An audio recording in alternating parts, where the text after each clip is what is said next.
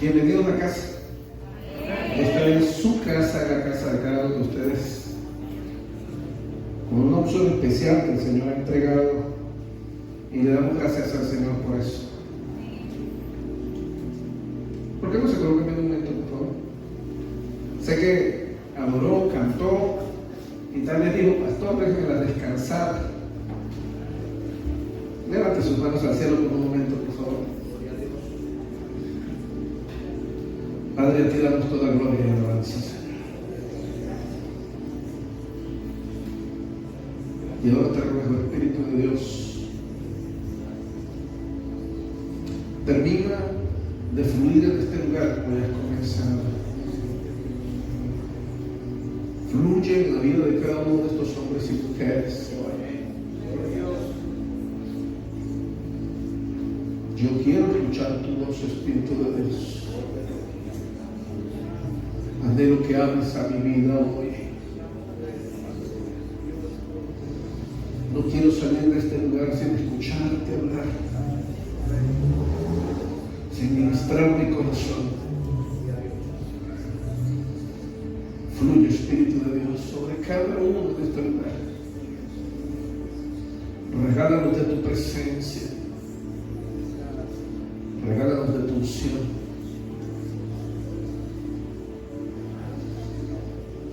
Gloria a Jesús.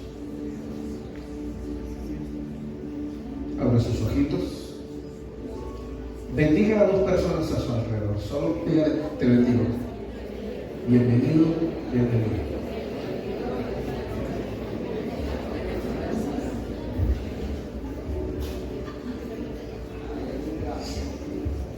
Póngase cómodo, por favor, póngase cómodo.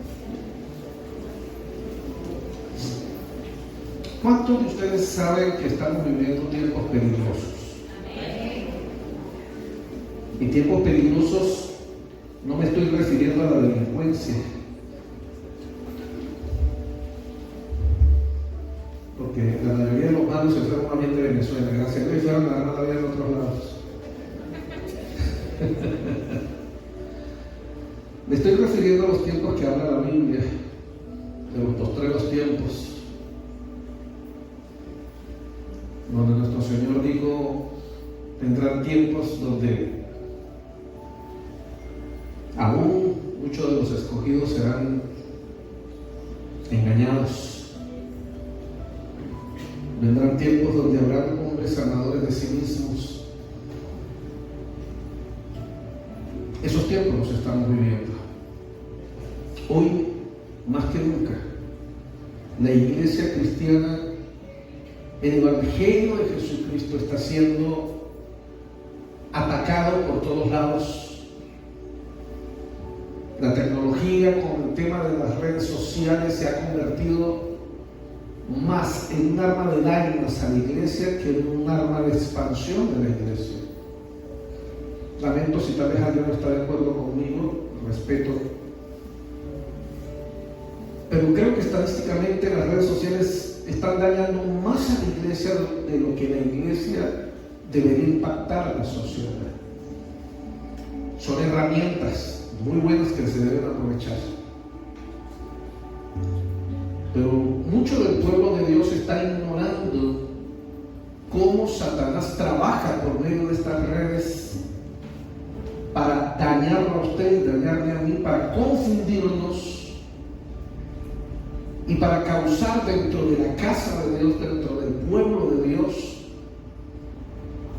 opiniones que no nacen en la casa, sino que están naciendo fuera del mundo, ideas que no nacen dentro del cuerpo de Cristo, sino que nacen de afuera del mundo. Y creo que más que nunca, cuando la palabra del Señor dice que ellos se conviertan a ti y no ustedes a ellos, hace falta hoy. Por eso quiero comenzar un tema. No es una prédica. Ustedes saben que yo enseño, me gusta enseñar. Yo quiero estudiar algo que espero que usted tenga su corazón dispuesto y preparado para escucharlo. Se llama el poder del manto.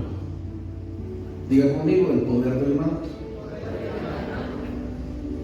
Y antes de que usted se ponga de repente a repetir en su mente ideas que le metió las redes sociales del mundo, que no las aprendió de iglesia, sino que por estar escuchando redes sociales, por estar escuchando a gente que usted no sabe ni quiénes son, ni de dónde son, pero ay, es que predica bonito.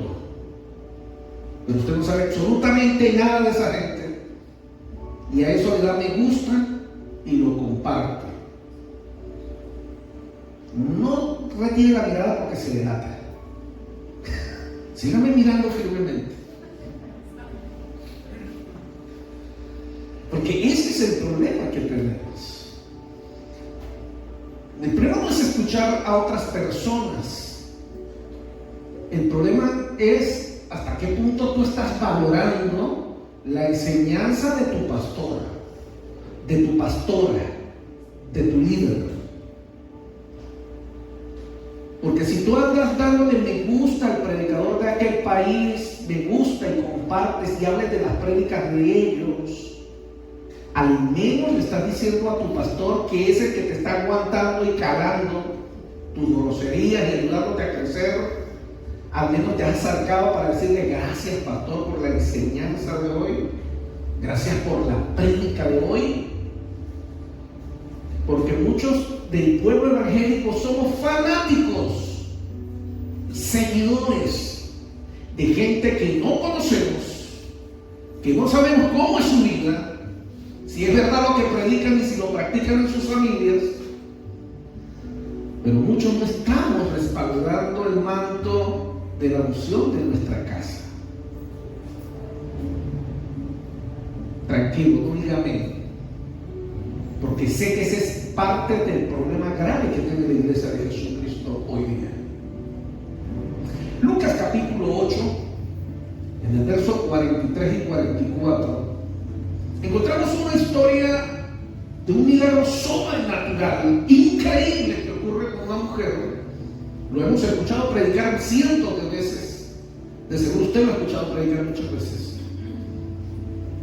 Dice así la palabra del Señor: pero una mujer que padecía de flujo de sangre desde hacía 12 años y que había gastado en medicamentos cuanto tenía y por ningún motivo había podido ser curada, se le acercó por detrás y tocó el borde de su manto, y al instante se detuvo el flujo de sangre. ¿Qué fue lo que esta mujer tocó? El borde de su manto. ¿Y qué ocurrió? Un milagro. Primero de Reyes capítulo 19, verso 19.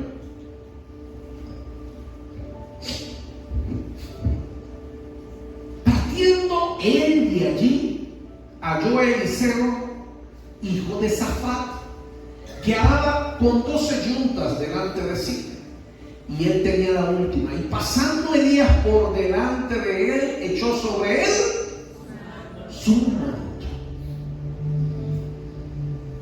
Mi querido, mi querida, mi amado, mi amada, para los que en el futuro van a ver las prédicas por YouTube, hay bendiciones, propósitos y milagros que alcanzamos en la vida cuando aprendemos a relacionarnos correctamente con el manto que nos cubre y caminamos bajo autoridad.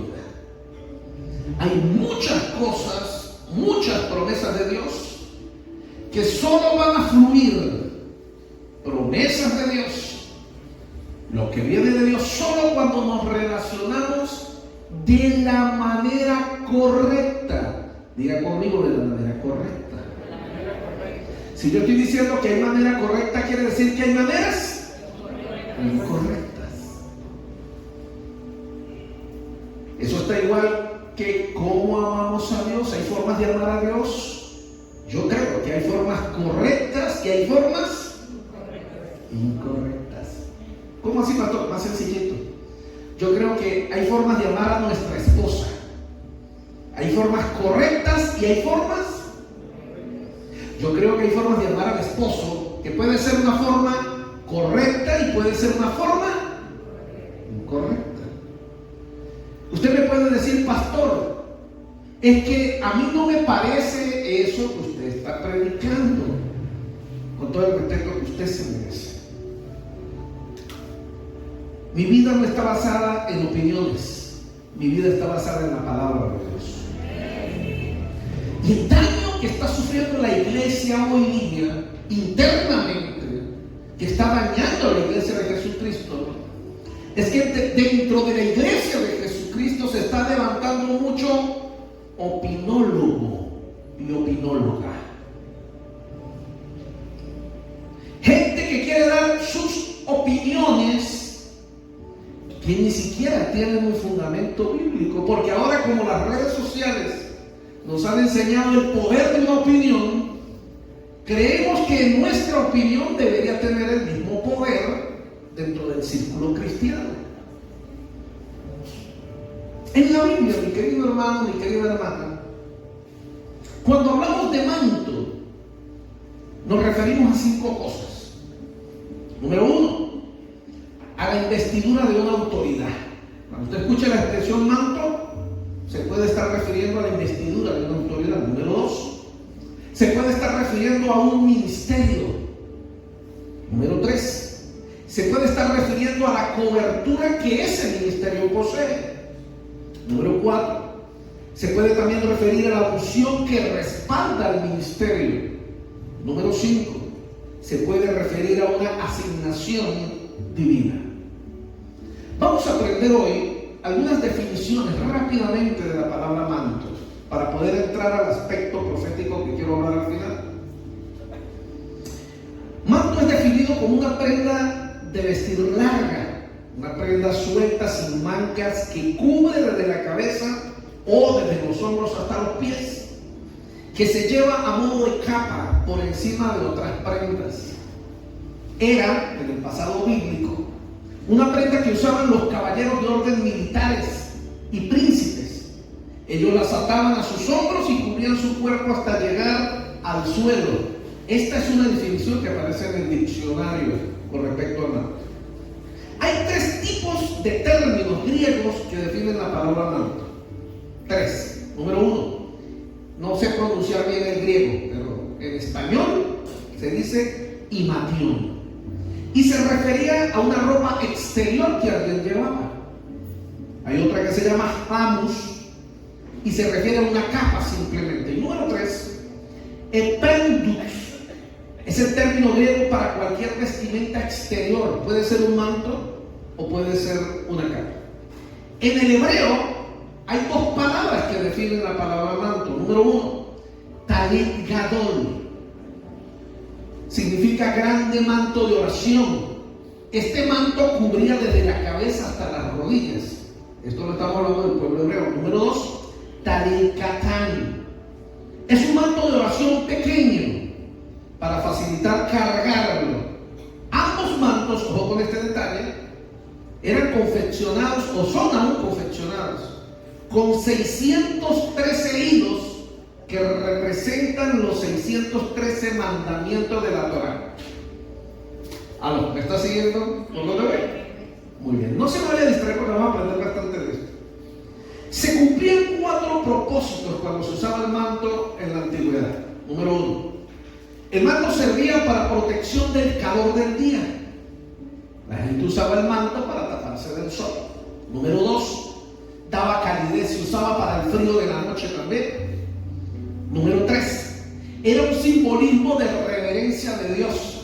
Por eso algunas ramificaciones cristianas todavía tienen el manto, cuando van a orar usan el manto, porque en la antigüedad era una reverencia de Dios, de estar envuelto en la palabra de Dios por el tema de las 613 hilos que representaban las 613 leyes que aparecían en la Torá. Y número 4, impregnarse de la vida de la persona que lo carga. Eso era parte de la utilidad del manto.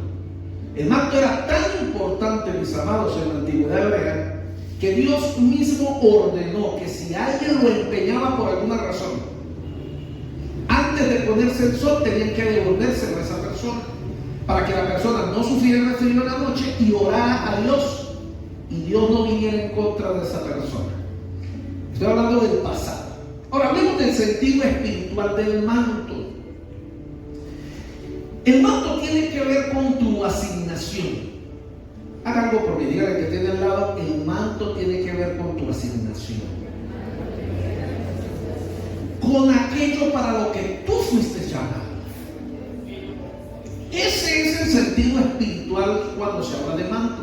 Tiene que ver con mi asignación. Tiene que ver con tu asignación. Tiene que ver con aquello para lo cual yo fui llamado. Por medio del manto, mi querido hermano, se manifiesta la multiforme gracia de Dios en medio del pueblo y en cada uno de los hijos de Dios. Ejemplos sencillos. Algunos predican y cuando predican la gente llora. Se quebrantan al escuchar el mensaje. Hay un manto que fluye por medio de esa persona. Otros predican y las personas ríen, tienen gozo, se alegran y hasta aplauden porque el Espíritu de Dios les mueve a hacer algo como eso. Otros predican y las personas se motivan a seguir peleando por sus sueños, a seguir peleando por sus metas, se animan y siguen hacia adelante. Hay algunos que cantan y los corazones son conmovidos. Otros oran y conquistan territorios, echan fuera los demonios territoriales y sanan a los enfermos. Hay otros que sirven y consolidan los corazones. Otros enseñan y forman a las futuras generaciones. Otros ofrendan y dan soporte financiero a la obra de Dios. Esas son manifestaciones de diferentes tipos de mantos. Todas las personas, escúchame bien, todas las personas poseemos un manto. Diga conmigo, todos poseemos un manto. Para cumplir la función especial que Cristo me asignó dentro del cuerpo de Cristo. Óigame, repito esto y lo voy a explicar un poquito mejor. El manto es un aspecto espiritual dado a los miembros del cuerpo para su función dentro del cuerpo de Cristo. Yo tengo un manto, tú tienes un manto que Dios te entregó para que funciones y actives dentro del cuerpo de Cristo. Por eso he predicado muchas veces recordándole a usted que debemos sacar las cucarachas que tenemos en la cabeza jugando dominó o ajedrez.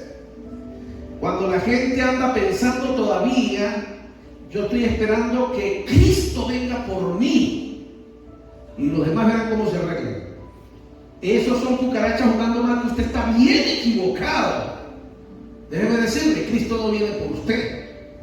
La Biblia dice que Cristo viene por su iglesia. Y usted y yo debemos entender algo. Si yo soy la iglesia, parte de la iglesia, si yo cumplo mi función dentro del cuerpo de Cristo, cuando Cristo venga por su iglesia, entonces me iré con él. Pero ¿qué tal si el manto que recibí, la unción que recibí, no la desarrollo dentro del cuerpo?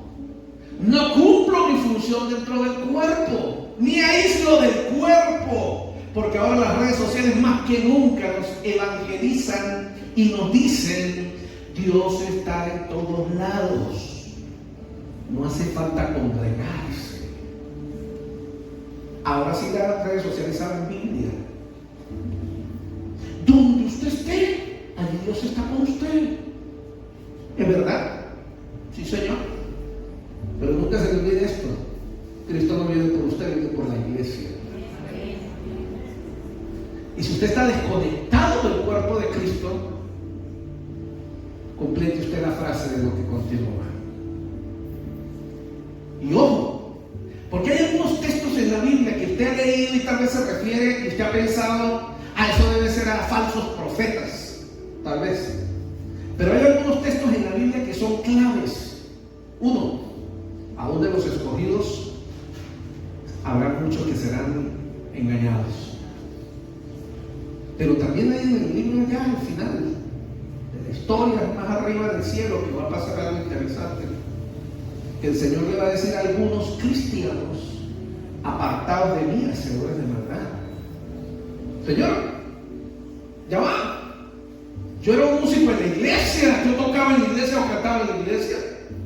Señor, yo le enseñaba a los niños en la escuela dominical. Señor, yo diezmaba todos los domingos y no faltaba los domingos para diezmar y ayudar. Yo predicaba. Y esto es terrible. Y el Señor dice, no les conozco. Apártense de mí, hacedores de maldad. ¡Wow! Diga conmigo, wow.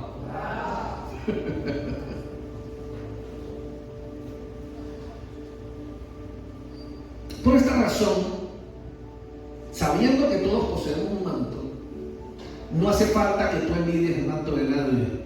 Ya tú tienes el tuyo. No necesitas envidiar la asignación de nadie. Lo que tienes es que descubrir la tuya. El pueblo de Cristo, engañado por Satanás, a veces pierde el tiempo discutiendo dentro del cuerpo, dentro de la casa, en la familia, porque no me gusta, porque sí me gusta, porque no debería ser usted, debería ser yo, fulano, que no sé qué. Ya va. Cada uno tenemos un manto y una asignación propia. Perder el tiempo discutiendo o estando en desacuerdo con nuestros hermanos dentro del cuerpo es simplemente una estrategia que Satanás usa para seguir dañando el cuerpo de Cristo. Lo único que yo necesito saber es cuál es el manto que yo tengo, cuál es el manto que yo poseo, porque el manto revela mi asignación. Todos los cristianos tenemos un manto. ¿Cuál es el mío? ¿Con qué tiene que ver? Y dentro del cuerpo, déjeme decirle, hay cientos de cosas por hacer, cientos de necesidades. Algunos somos buenos para unas cosas, otros son mejores que nosotros en otras cosas. ¿Qué es lo que tú tienes que hacer? Estar ocupado en lo que Dios te ha dado talentos, en lo que te ha dado unción, en lo que te entregó el manto, y deja y respeta, diga conmigo, respeta el manto ajeno. Que a ti no te gusta como fulano de tal hacer tal cosa, eso no es tu problema. Respeta las funciones de los demás y dedica el tiempo a hacer bien las tuyas. Dedícate a lo tuyo. Haz bien lo que tienes que hacer, porque un día recibiremos la justa recompensa por nuestras acciones, por lo que hemos hecho o no. Ahora fíjate cómo las redes sociales ahora existen. Existen grupos en las redes sociales, y si alguno de ustedes le ha dado me gusta o está metido allí, el Señor lo reprende y lo cuida para que no vaya para el infierno. Descubriendo los falsos profetas,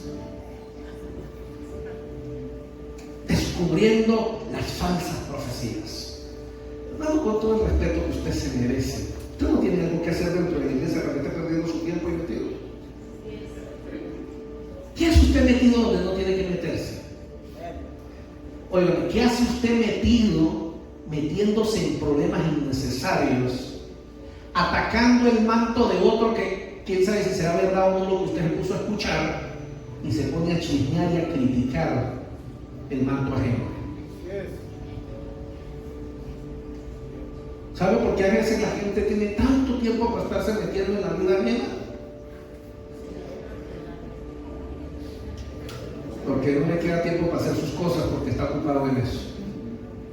Cuando el Señor nos llame a entregar cuentas, Él no nos va a pedir cuentas de lo que hemos hecho. Oigan, esta otra mentira que fue la que usted y yo nos saquemos de la cabeza. La Biblia en ningún lado dice que nos va a pedir cuentas por lo que hemos hecho. La Biblia dice que Él nos va a pedir cuentas por lo que nos mandó a hacer. ¿Aló? Hay una gran diferencia en lo que yo hago y en lo que Dios me mandó a hacer. ¿Alguien me está siguiendo? Habemos mucha gente ocupada. A veces estamos demasiado ocupados y no estamos haciendo lo que Él nos mandó a hacer. Y si yo no estoy haciendo lo que Él me mandó a hacer, que me dio la unción y me dio el mando para hacer eso, quiere decir que mi trabajo está incompleto dentro del cuerpo. Y quiere decir que el cuerpo puede que esté padeciendo algún problema por mi culpa. Porque yo no estoy haciendo lo que tengo que hacer. Porque sucede que ando ocupado haciendo lo que no tengo que hacer.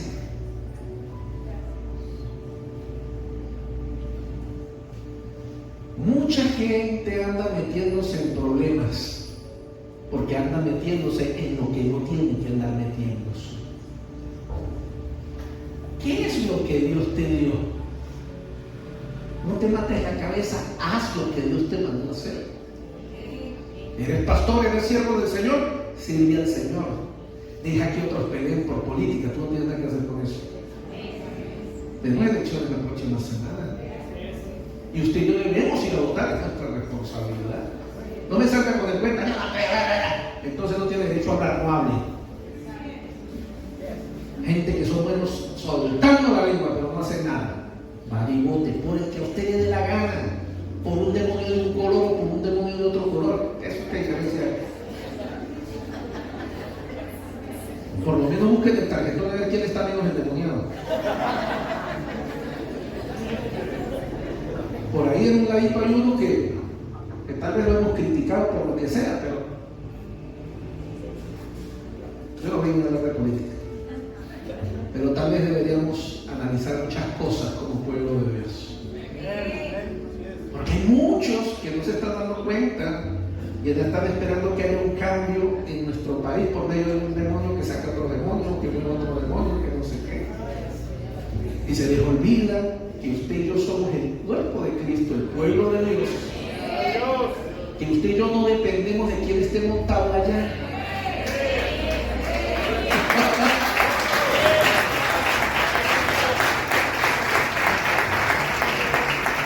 Perdónenme por lo que voy a decir, lastimo su sensibilidad. Porque ahora con esta nueva generación de cristal que tenemos una generación de cristal evangélicos, que ahora por todo se ofenden y se hieren.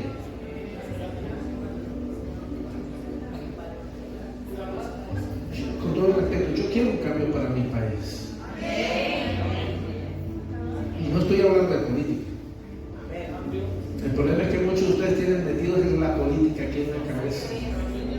Porque se les ha olvidado que su vida depende, o como cuerpo de Cristo debería depender de nuestro Señor Jesucristo.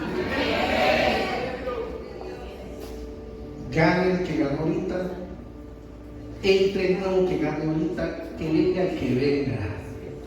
Mi vida depende de Dios.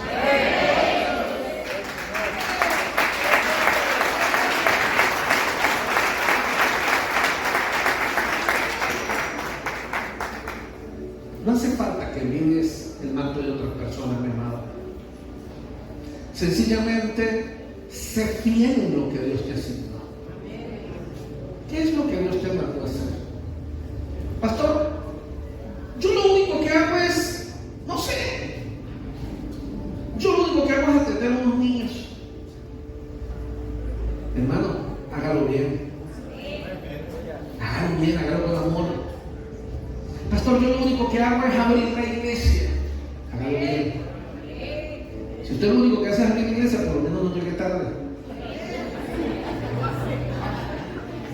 Por favor. Pastor, yo lo único que hago en la iglesia, yo no sé hacer más nada. Yo lo único que hacía es barrer. Mantenga la iglesia limpia, bonita. Que eso hable de lo que tú eres, del llamado que tú tienes. ¿Cuál es el manto que tú tienes? Haz lo mejor que puedas allí, porque un día Dios te va a pedir cuentas por lo que entregó. Repito, no por lo que estás haciendo. Él te va a pedir cuentas por lo que te mandó a hacer. Y un problema grave dentro del pueblo de Dios es que perdemos mucho tiempo criticando, juzgando, evaluando, chequeando, revisando lo que otros hacen y descuidamos lo que Dios nos mandó a hacer a nosotros. Hay un texto que utilizamos mucho cuando llegan las campañas políticas y ahorita las elecciones. Dios pone reyes y quita reyes. ¿Sabe qué significa realmente eso? Que Dios le da a cada quien la asignación que le corresponde. Y dentro del pueblo de Dios, si tú haces la asignación que el Señor te ha entregado, el manto se fortalece. Pero si tú no cumples la asignación que Él te ha entregado, el manto se debilita. La responsabilidad dentro del cuerpo de Cristo varía conforme tú eres fiel en lo que eres asignado. Porque cuando eres fiel en lo poco, entonces Dios te pone en lo mucho. Pero muchos quieren mucho sin hacer poco.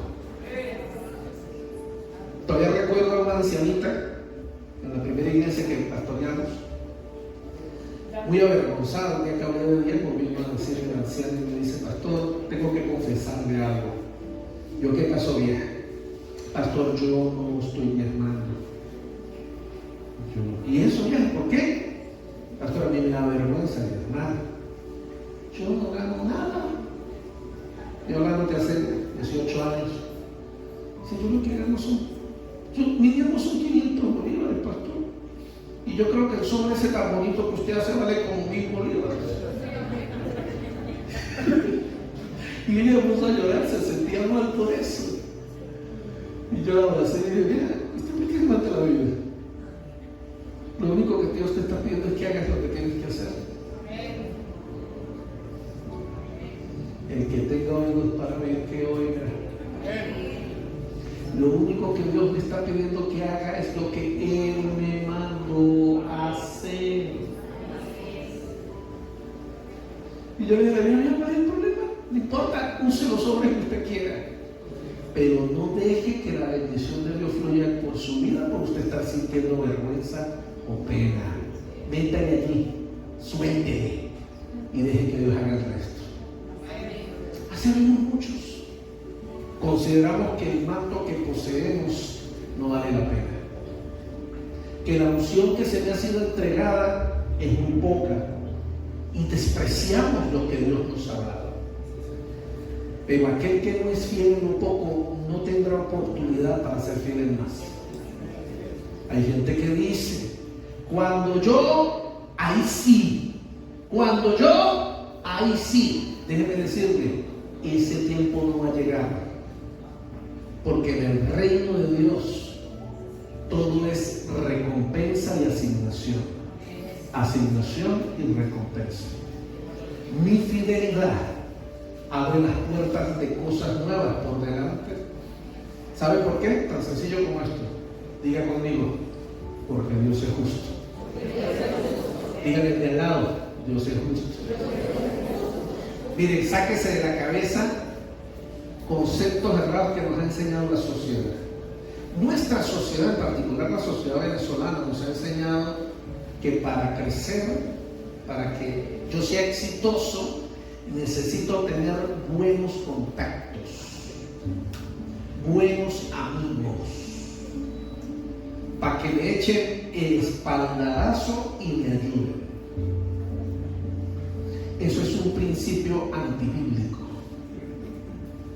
El principio bíblico es: eres fiel en lo poco y te colocaré en lo grande.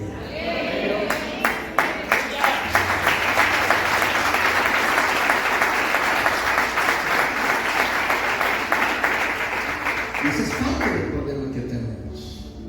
Y a veces dentro del cuerpo de Cristo hay política. Nos enroscamos, nos volvemos a votar. Hay gente que quiere votar dentro de la iglesia, porque como Venezuela es democracia, creen que la iglesia es democracia. ¿De dónde sacó la gente que la iglesia es democracia? En la iglesia no existe la democracia. Dentro de la iglesia la democracia es un demonio. Eso de que vamos a ponernos de acuerdo, que cuánto están de acuerdo, eso no existe dentro del cuerpo de Cristo.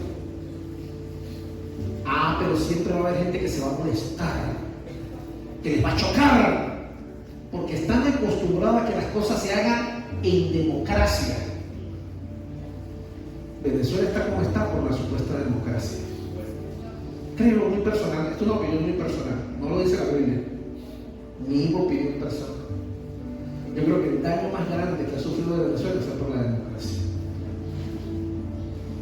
Perdónenme mi opinión, tal vez mi opinión les pueda chocar, es una opinión no bíblica, es mi opinión personal.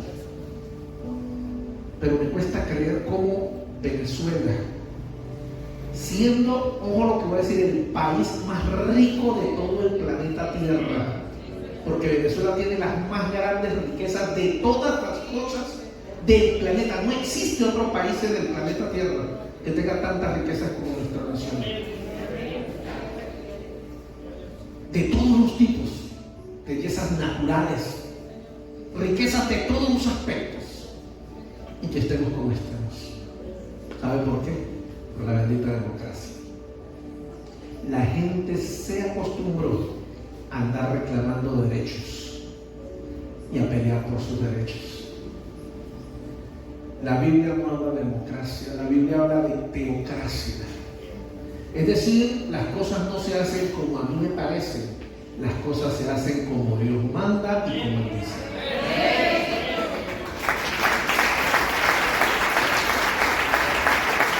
Simple y sencillo. Voy a decir algo que tal vez no le va a gustar, pero aquí veo a algunos jóvenes, si me caen nada. Y también hay empresarios y gente de negocios, si le caen en malas. La Biblia deja un principio de prosperidad establecido en una frase muy sencilla: no hagas alianzas con gente de afuera. ¿Cómo es que lo dice el texto bíblico? No es la palabra. Yugo desigual, gracias. Yugo desigual. Pastor, a mí me parece que no es así. A mí no me interesa su opinión. Perdóneme. Y si se ofende por mis palabras, me sabe. Oféndase si usted quiere. A mí no me interesa la opinión de nadie que esté fuera del orden de la Biblia. La Biblia lo dice en español y clarito. Su opinión sobra, mi hermano. Es que a mí no me parece eso, pastor. Yo creo que uno no sé qué. Guárdese sus opiniones, no me interesan, porque están fuera del orden de Dios. Dios lo dice en español, clarito: no te juntes con yugo desigual.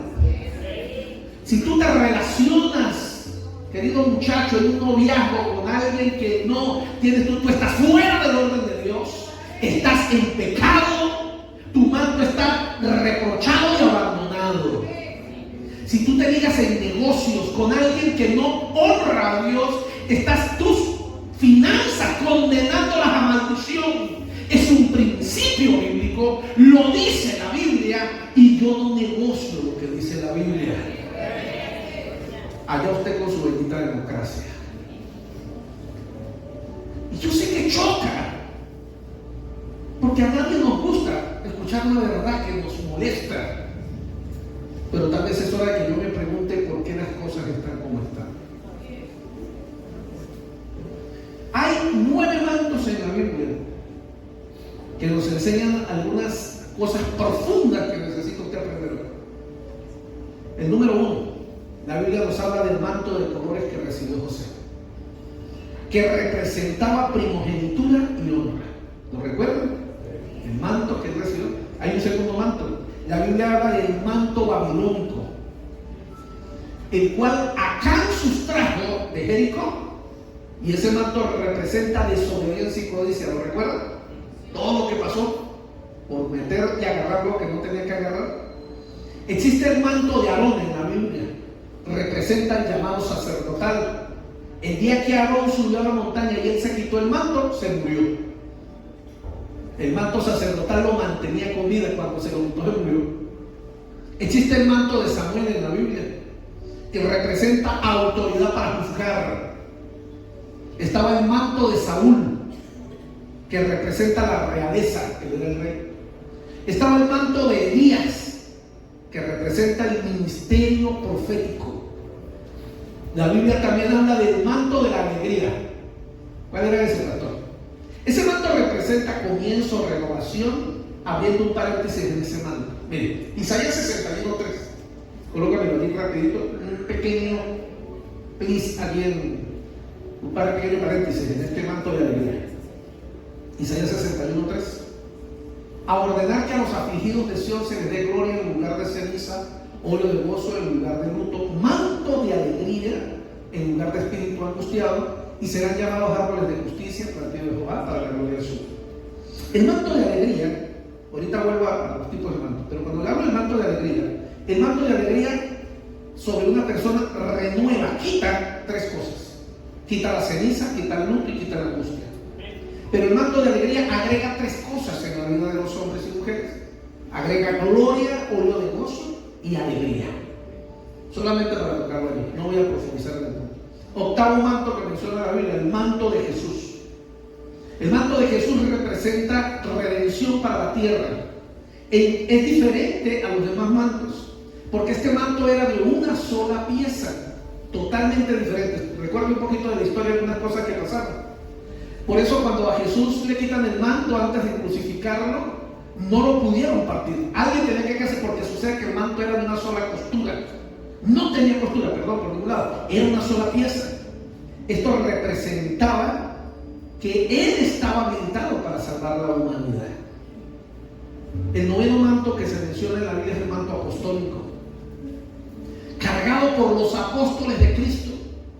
En la iglesia primitiva representaba un don de la gracia que Dios había dado para conquistar naciones y establecer reino en la tierra. El pueblo, mi querido hermano, permanecía en la doctrina de los apóstoles, en el partimiento del pan y en las oraciones. Los apóstoles de Cristo traspasaron su manto a las futuras generaciones. Los apóstoles de Cristo lograron ir por todo el mundo y cumplieron en su generación la gran comisión dada por Cristo. 9 tipos de mantos diferentes.